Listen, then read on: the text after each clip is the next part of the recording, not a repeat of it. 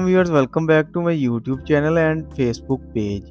आज हम बात करने वाले हैं साइटोपान टैबलेट के बारे में।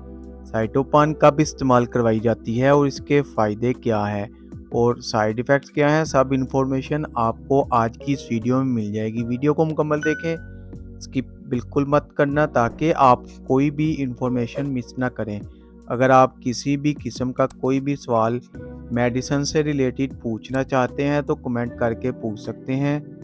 साइटोपान टैबलेट 50 mg और 75 mg में भी मिल जाएगी। ये आपको किसी भी फार्मेसी और मेडिकल स्टोर से बआसानी हासिल हो जाएगी।